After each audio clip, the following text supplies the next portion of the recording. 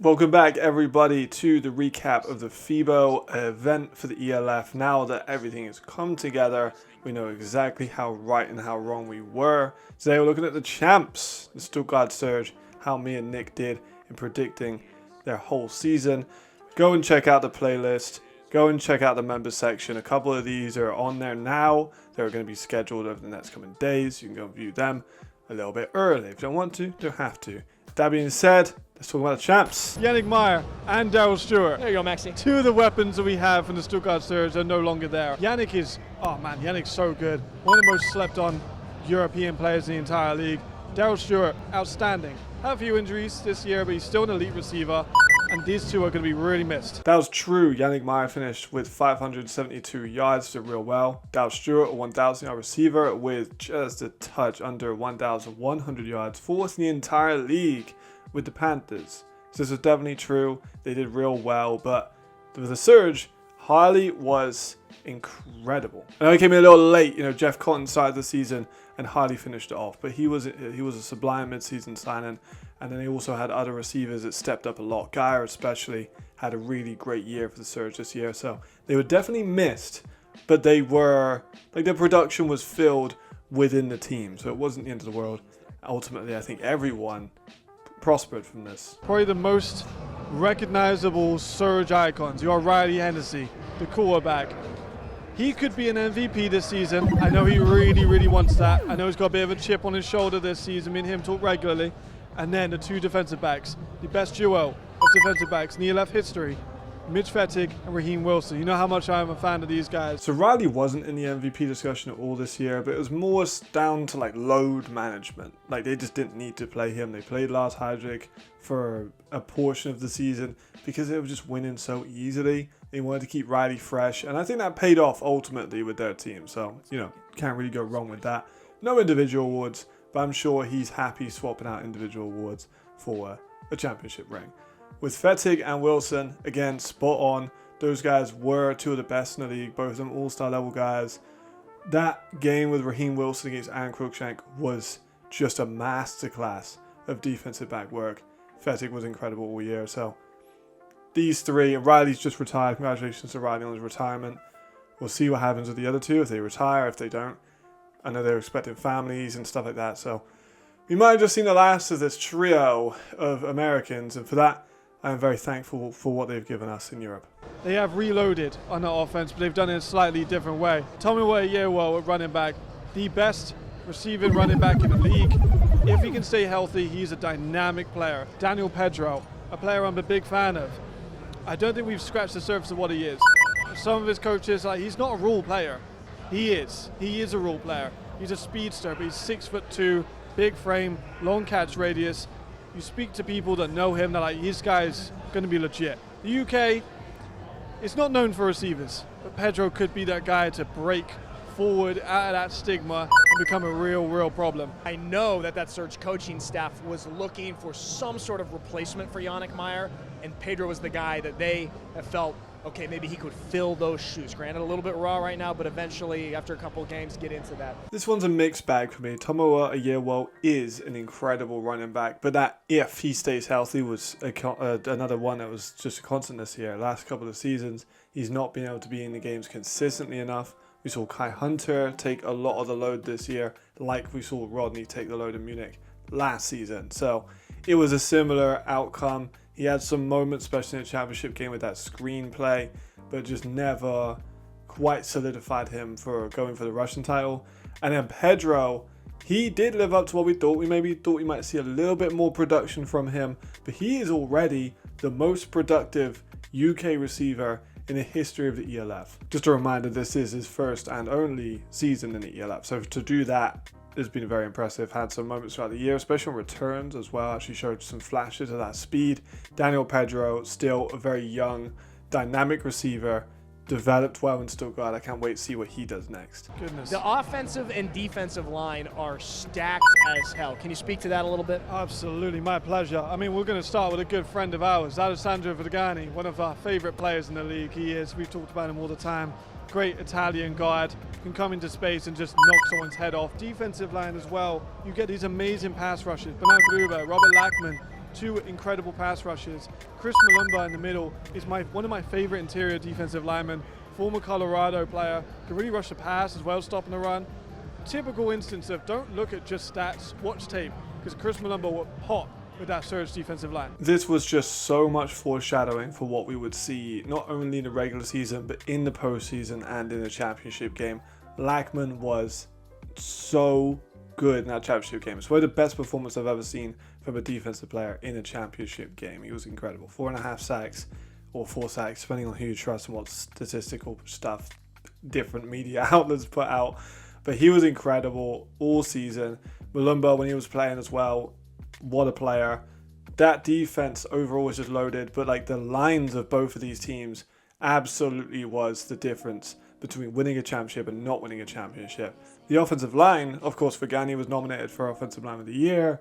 They had other pieces throughout that team that were incredibly good, and this was spot on once again. For me and Nick, I'm really glad that Nick brought up the offensive and defensive lines, because it was just such an imperative piece. I can't speak to it enough how much talent surrounds the offensive and defensive line. Let's look at their schedule and make our predictions for how this is going to go out with them. And of course, I have no bias, and the fact that head coach Jordan Newman is officiating my wedding in 3 weeks has nothing to do with my picks, right, Maxie?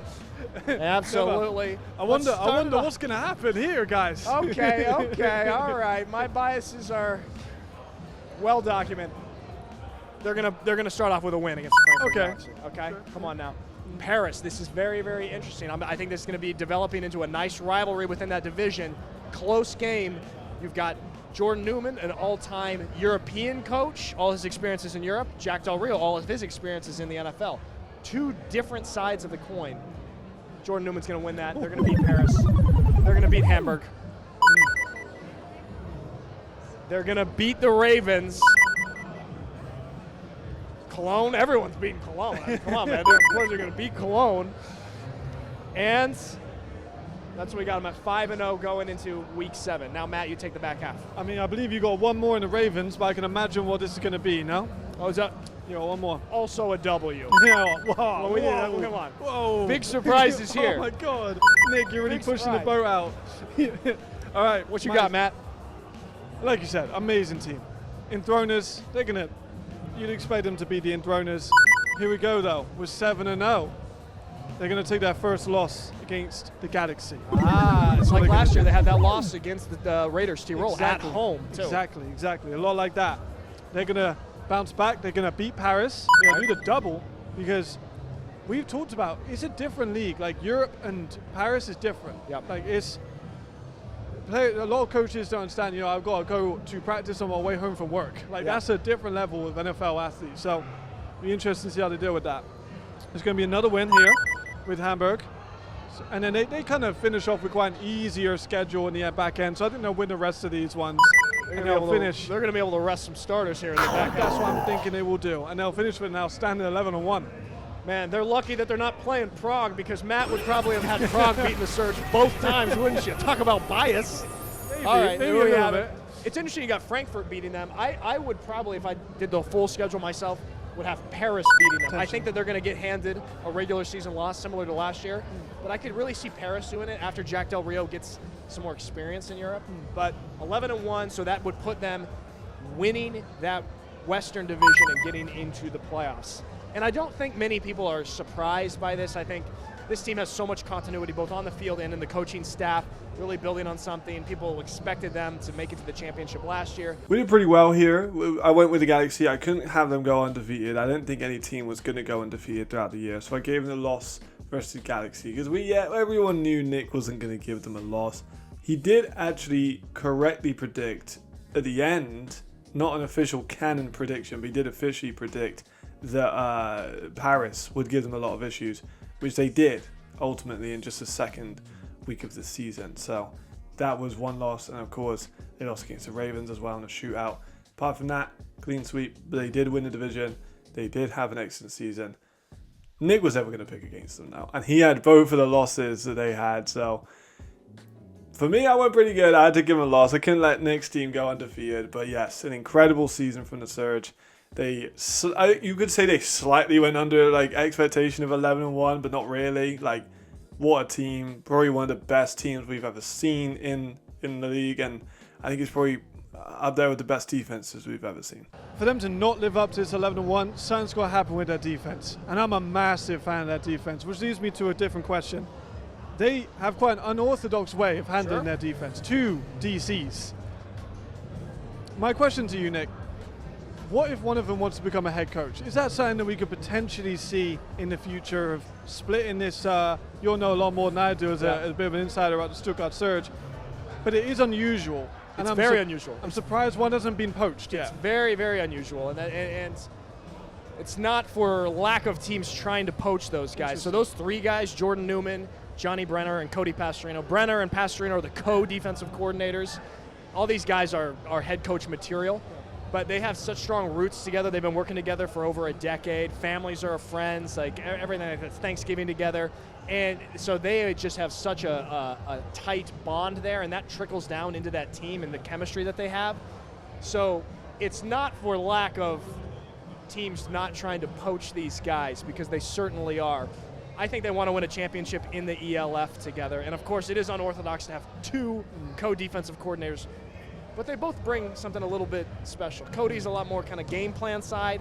Johnny's a lot more play calling side. I mean, they both work together on both aspects of that, but they really have a nice little yin-yang thing going on. Unorthodox sometimes leads to success. And they did do very well. Again, it's unorthodox, but they won Assistant Coach of the Year. They shared that award, like they shared the defense, and it was one of the best defenses we've ever seen in league history. Would I love to see either of them or both of them in head coaching roles? Yes, I would. But the reality is, it's probably not going to happen. But the mind does wonder, you know? And that brings us to the end of the Stuttgart Surge FIBA recap. If you guys enjoyed, this was a fun one to look back on because obviously they won the championship. You guys somehow did not know that. But they were an incredible team throughout top to bottom. They had all the tools. They had all the coaching. They had the European experience. They had the American experience. Everything was flawless with this team. They won the division and they had one of the best seasons with one of the best teams that we've ever seen. In one of the best finals. They had some, oh my god, the games they had. Watch those 2 Munich games. It was so fun. Like, they had great games against Paris. Like, not the first one was fun. It was a defensive battle. Second one, not as much. But there's very interesting stories throughout the whole season. It was a great team to follow. Congratulations to all the players. I think we are going to have kind of a mass retirement from some of these guys. Rogani and Hennessy and maybe Raheem. I know he talked about retirement last season. Maybe Mitch. I think he talked openly about retirement as well at some point. So I just wanted to say thank you to all of the players from this team who have graced us with their ability throughout the decades in some case. Like, these guys go down as some of the best players to ever play in Europe. And I just wanted to say thank you. And thank you to all you guys as well for staying with me. Go and watch the whole playlist I've got going on. Like I said, members, not sure who I'll do next. Maybe Vienna and something like that. Keep on the good teams. Thank you very much. See you next time. Goodbye.